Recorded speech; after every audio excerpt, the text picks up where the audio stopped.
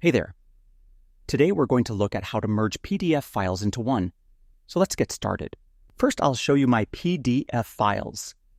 For this example, I have 3 different PDFs that I want to combine.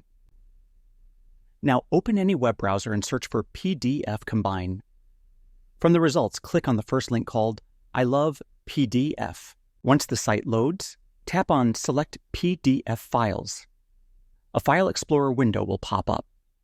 Choose the PDFs you want to merge. You can select multiple files at once, then click on Open.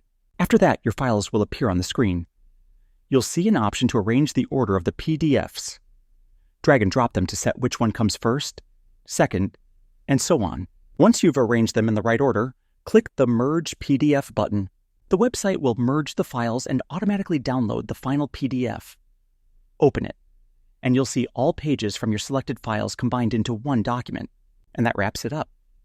Appreciate you watching. See you in the next one.